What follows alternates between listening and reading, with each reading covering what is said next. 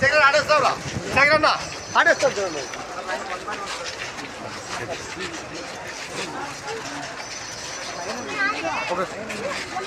भारत माता की दत्त कुमार नायकत्व कूटमी नायकत्व भारत माता की भारत माता की सत्य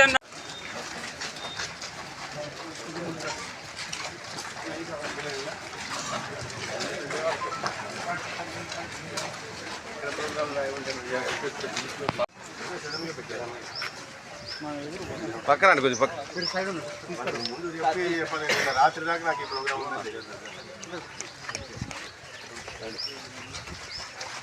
ఇక్కడ రెండోసారి ఇక్కడే మీటింగ్ అందరినీ ఇన్వాల్వ్ చేసి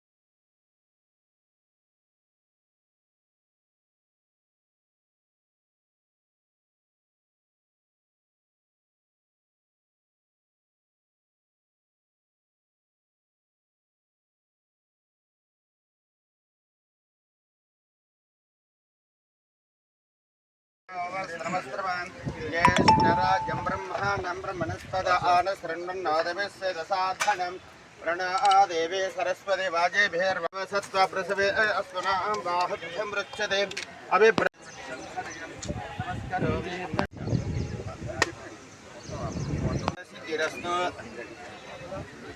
सर मैं लोग चल सर गंगा प्रवेशिता है यमन में गंगे यमुने सरस्वती तदत्र स्थानका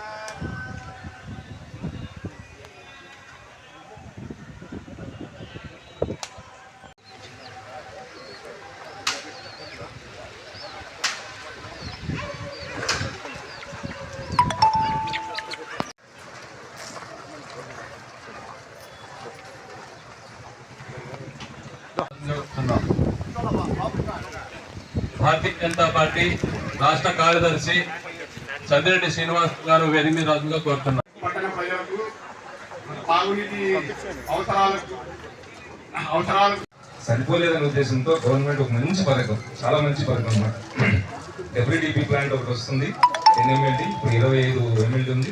ఒకటి అడిషనల్గా ఇంకొక కెపాసిటీ మనకు పెడుతున్నాం. 3 ఓవర్ ట్యాంకులు పెడుతున్నాం.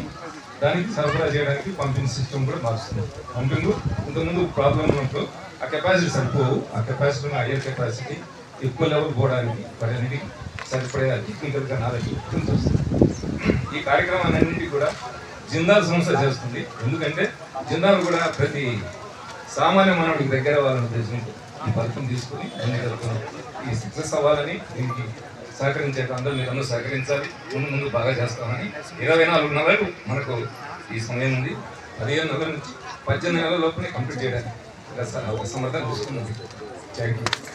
ముందుకు తీసుకెళ్తున్నటువంటి మంత్రివర్యులకి మీ అందరి తరఫున నేను ధన్యవాదాలు తెలియజేస్తూ, ఇదివరకు ఏరియా హాస్పిటల్లో ఈ యొక్క దివ్యాంగులకైతే వాళ్ళకి కాళ్ళు చేతులు అయితేనేమి కృత్రిమ అవయవాలు కూడా ఉచితంగా ఇవ్వడం జరిగింది.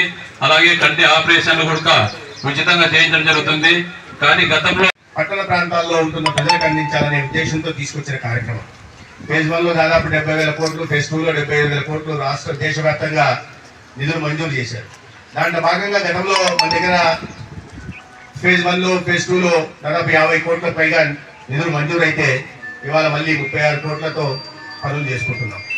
స్థూలంగా అయితే ఒక యాదృచ్ఛికం ఏంటంటే, ఈ పథకం ప్రారంభించినప్పుడు నేను కేంద్రంలో పట్టణాభివృద్ధి శాఖ మంత్రికి ఓఎస్డీగా ఉండేవాడిని.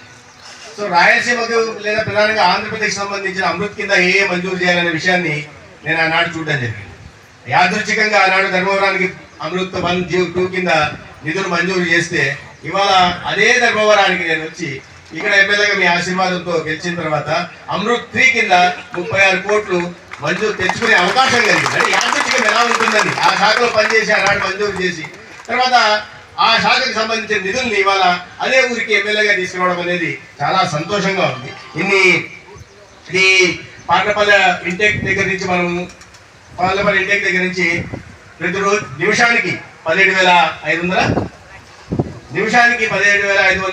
నీటిని పంపింగ్ చేసుకోవడానికి అవకాశం ఉంది. అదేవిధంగా ఈ తమ్మాపురం దగ్గర ఉంటున్న రా వాటర్ సప్లై అక్కడి నుంచి కూడా 17,500 లీటర్ల నిమిషానికి పంపింగ్ చేసుకొని మనం అంత దూరం నుంచి పంపింగ్ చేసుకొని పార్నేపల్లి ఇంటెక్ దగ్గర నుంచి తమ్మాపురం వాటర్ సిస్టమ్ దగ్గర నుంచి పంపింగ్ చేసుకొని ఇక్కడికి తీసుకొచ్చిన తర్వాత దాన్ని మళ్ళీ శుద్ధి చేసి మళ్ళీ మనం ప్రజలకు అందించే దిశగా ఉన్న ప్రయత్నం వాటిని ఉండాలి. నేరుగా అందించడానికి కాకుండా మళ్ళా ఓవర్ హెడ్ ట్యాంకులు కూడా నిర్మిస్తున్నాం. పైపులు గతంలో 37 కిలోమీటర్ల పైపులు గతంలో చెడిపోయి ఉన్నాయి. ఆ పైపులు కూడా మళ్ళా కొత్తగా తుప్పు బట్టి అది చెడిపోయి ఉంటే సురక్షితమైన మంచిది అన్ని సమస్యలు కూడా ఉన్నాయి. అందుకని నేను ఇక్కడ ఎమ్మెల్యేగా గెలిచిన తర్వాత రాష్ట్ర విద్యుత్ శాఖ మంత్రి గారి అప్పుడు సిఎస్ గా చీఫ్ సెక్రటరీగా ఉంటున్న విజయానంద్ గారికి వెళ్ళి ఒక ప్రపోజల్ ఇచ్చాను. ముందు చెప్పాను, ధర్మవరంలో కరెంటు సమస్యల కారణంగా నీటి సమస్యలు కూడా ఉన్నాయి. రోజు పట్టణం పెరుగుతా ఉంది. గ్రామీణ ప్రాంతాల నుంచి వలసకు పట్టణానికి వస్తున్న వాళ్ళు ఎక్కువ అవుతున్నారు.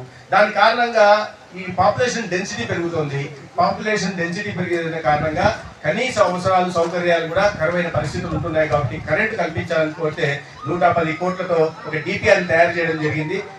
ఆ డిపిఆర్ పూర్తయి దాన్ని దాన్ని స్వీకరించడం జరిగింది. పూర్తి అయిపోయి ఆ 110 కోట్లు రాగలిగితే మన ధర్మవరంలో భవిష్యత్తులో ఎటువంటి కరెంటు సమస్యలు కూడా ఉండవనే విషయాన్ని పట్టణంలో ఉన్నది. దాంట్లో భాగంగా మొదటి విడతగా 4,60,00,000 ఇప్పటికే కరెంటు సమస్యలు తీర్చడం కోసం ప్రయత్నాలు మొదలైపోయి నిధులు మంజూరైపోయి టెండర్ పిలుస్తున్నాం. మొదటి దశలో ఆ పనులు చేపడతాం. రాబోయే రోజుల్లో 110 కోట్లతో ధర్మవరం పట్టణానికి సంబంధించిన ఎటువంటి కరెంటు సమస్య లేకుండా, ఎటువంటి లోటు సమస్య లేకుండా, కరెంటు కారణంగా నీటి సరఫరాలో ఎటువంటి అంతరాయం కలగకుండా చర్యలు తీసుకుంటున్నాం. అదే భాగంగా ఇవాళ అనేక ప్రాంతాల్లో 500 పోల్స్కి పైగా మార్చాం. 500 పోల్స్ పైగా పడిపోయిన పోల్సు, ఇళ్ల మీదకి పోతున్న పోల్స్ లేదా కొత్త పోల్స్ పట్టణం విస్తరిస్తున్న నేపథ్యంలో ఆ దిశ కూడా ప్రయత్నం చేస్తున్నాం. ఏదైనా ఇవాళ ఈ కార్యక్రమం సందర్భంగా ఈ కాలనీలో మిమ్మల్ని అందరినీ కలిసే అవకాశం కలిగించినందుకు నేను అధికారులను